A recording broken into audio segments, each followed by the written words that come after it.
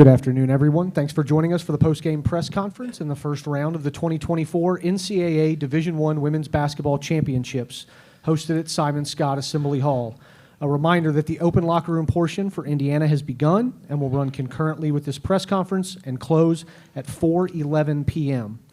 On the dais, we are joined by head coach Teri Moren, senior Sara Scalia, and sophomore Yarden Garzon.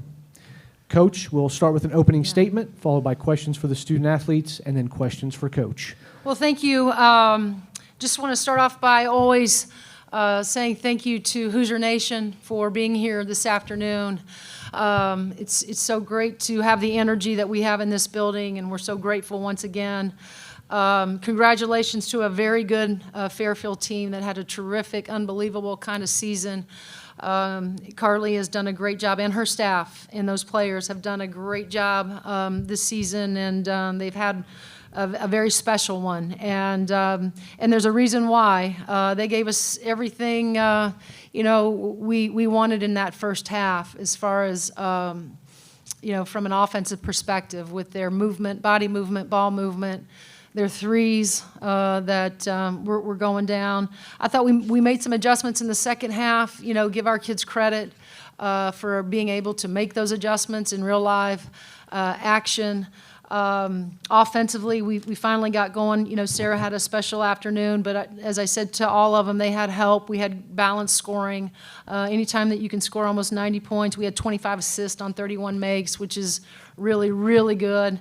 And we were plus 15 with rebounds. So I thought those things, in combination with adjustments that we made defensively, it was a tale of two different halves. So we're awfully proud that we got the win here this afternoon, but we're trying to keep the main thing, and we got to get these guys some food. They're going to watch the next game and help us with the scout, and so we're happy, always happy in this tournament to be advancing.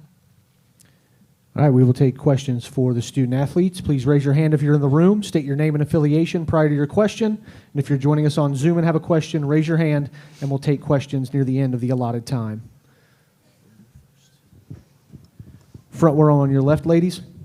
Lou Friedman from the Seymour Tribune for Sara. When you hear a team is, as Teri talked about only yesterday, shoots 242 threes more than you, do you start to think, hey, this could be my kind of game, and that maybe my team will need me more than usual even to do and keep up with them and shoot like that?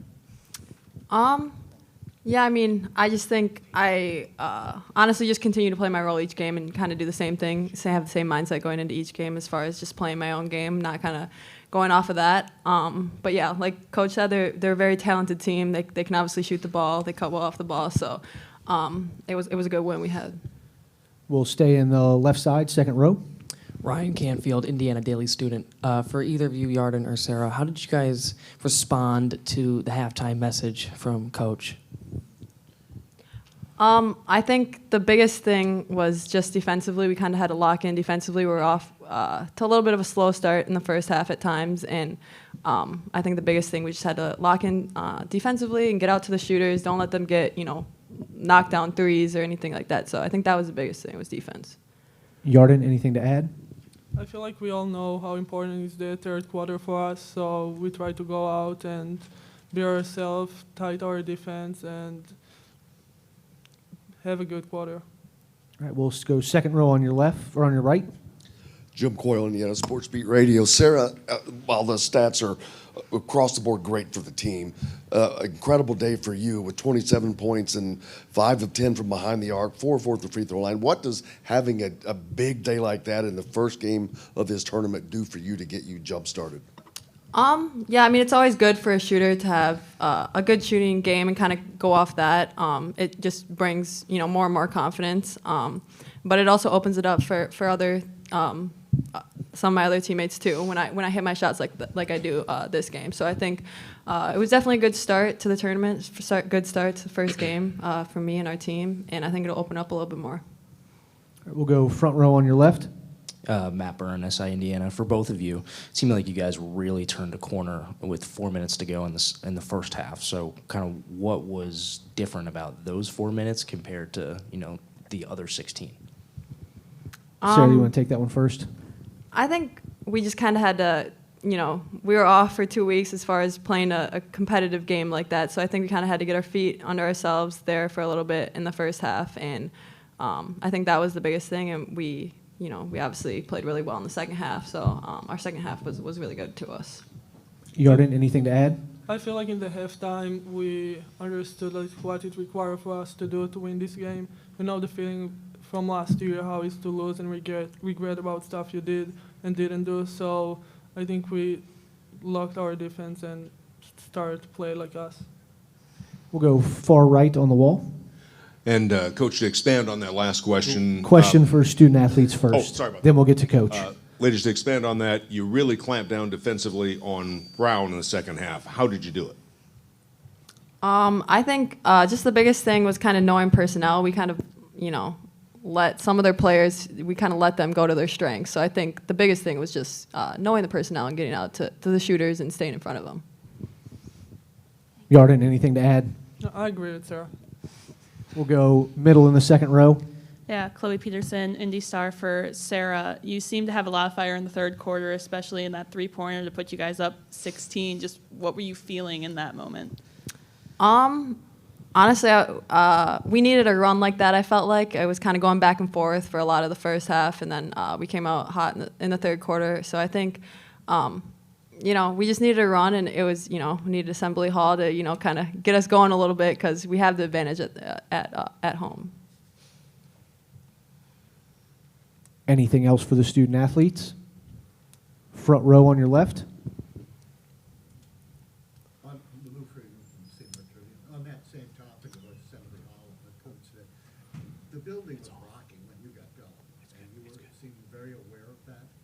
And how does it go? I mean, how does it really rev you guys up on the floor when everybody, standing over at one point when you hit the three and similar, to that? Yeah, I would say it's just, I feel like I said, we're at the advantage at home, and we have, a really big fan base. We're really grateful for the fans that show out to our games. And, when it gets loud in Assembly Hall, it helps us go into. It helps just build our energy up, and we want to play good, especially in front of our home crowd, to kind of show them that, we deserve to be playing at home in the tournament. Yarden, anything to add? I agree. I love to play in front of our fans. It's always fun to play in Assembly Hall, and I'm really looking forward for Monday. Great. Ladies, thanks for your time. You can return to the locker room. Good job, you guys. Thank you. Again, Indiana's open locker room will run for approximately 15 more minutes. We will now take questions for Coach. Raise your hand, and we will get you a mic.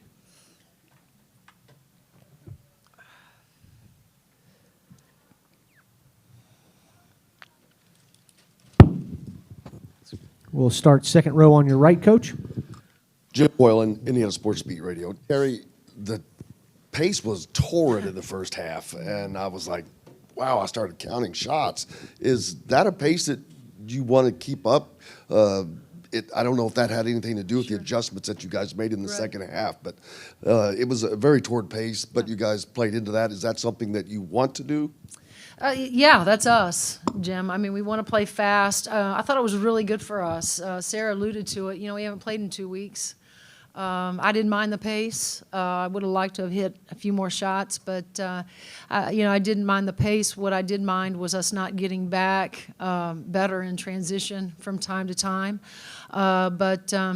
Again, you're playing in the first game of the NCAA tournament, and there's going to be some nervousness and some there's great anticipation, but there's always some jitters. I think that they got to get out, and I thought that probably helped us.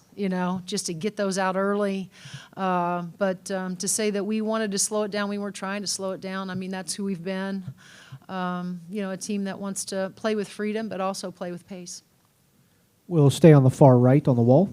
And Coach, Jim Williams, WRBI in Batesville. What I was generally asking players too, your defense in the second half, dramatic. Sure. And especially clamping down on Janelle Brown. Sure. The adjustments we made is we just decided to switch everything 1 through 5, and we're not a team that does that. That's why we're so proud of our guys being able to make those adjustments and really having to sit down. I thought several people had to guard her. I thought Lex, Chloe, from time to time, anytime she tried to go downhill and we got those switches, Mac really did a great job, I thought, of protecting the rim. She's very talented, and really proud of our guys. But that was the biggest adjustment we made, was just trying to stay under people, but switching. I kind of laugh about the third quarter. You guys asking about what that conversation was like. I'd like to say it was much better. I think we came out and gave up 2 threes, and so I guess I didn't inspire them enough. But they finally, were figuring out some things, especially when we went to switching 1 through 5. I thought that was a really good move on Coach Rhett's job. Coach will come front row, far left. Terry, McKenzie, there was that stretch. She had 3 defensive stops in a row in the second quarter, sort of established maybe your physicality. Was that sort of an important moment for you guys? And then kind of going back, the second part, to something you said at Big Ten Media Days, do you think she's still underappreciated nationally, kind of as you see the awards come out and things like that? I'm kind of curious as to your opinion she about and I, that. Mike, haven't talked about it, and that could maybe be, she's been different this week. I think the biggest thing for McKenzie that we're all so excited about is that she's here and she's playing, and she looks relatively healthy. She's been great, and you could tell, she was in here early this morning, getting extra shots up, that she has anticipated this day, and has looked really forward to it being here. I think to get back out on the floor with her team, feel healthy, that's why she was the defensive player of the year a year ago, in the big, because she can protect the rim for us. She like we talked about, she had to sit down, she had to guard off the bounce today. I thought she did a good job of doing that as well. But I would have liked to have gotten her more touches, but I thought they did a great job of being physical with her, trying to front her from time to time. And the thing that I'm most proud of Mac is that she didn't push it, she didn't press, she just allowed the game to kind of come to her. Do I still think that she's the best post play in the country? Yeah, absolutely. All right, we'll stay front row on the left. Matt Byrne, SI Indiana, kind of staying along those lines. When McKenzie shows so much heart and she's really charged up today, I think, how do you, in your mind, how do you think that affects her teammates in a, you haven't played for 2 weeks, potentially nervous game? Yeah, I think anytime, Mac is emotional, she's a great teammate. She's all the right things, and I think anytime her teammates see her getting excited, getting fired up, in those timeouts, I think that they all get excited with her because they understand and realize how much it means to Mac, and so. But it also, I think, helps Mac. It helps Mac, her intensity, I think, talking defensively, helps her when she plays with more emotion. But, and she's such a great teammate. She's so excited for her team and her teammates when they do well. It was so good the 2 weeks, but so good to see her out there today. Coach, we'll stay middle in the second row. Yeah, Chloe Peterson, Indy Star, kind of on that same vein. Sara seemed to have a lot of emotion today, especially in the third quarter. Just what did you think of that and her third quarter play especially? Well, we've seen her be more emotional than ever this year. Today wasn't just her one of those moments. She's had several of them where she's showed, playing with a tremendous amount of joy, playing with emotion, and it's great to see. I mean, she's done the work, and beautiful shot. Anytime that thing goes in, anytime she shoots it, we believe it's going to go in. That's how much confidence we have in her. So, just another great day for her. But the emotional part of it, we kind of come to, something that we're now used to. And there for such a long time we didn't see it. But this has sort of been our breakout year. We'll front row on your right. Seth Tao, the Daily Hoosier. Teri, you all went into the media timeout second quarter down by 5, key point in the game there. Chloe said that she spoke up in that huddle like she's done so many times this season. Just what did she say in that huddle? What was that huddle like? How do you pick yourselves up at that key point in the game? I think she was more frustrated with us defensively than she was offensively. I think we felt like we could put people in positions to score, but what we were not doing a very good job of was guarding the way that we wanted to. And so, I think if anything, she was trying to jumpstart them and inspire them to guard so much better. But Seth, that's not the first time. I mean, she's been a leader, whether you guys, see it or don't see it inside of practices, inside of locker rooms, inside of timeouts. She jumped them pretty good. And last question will be front row right in front of you.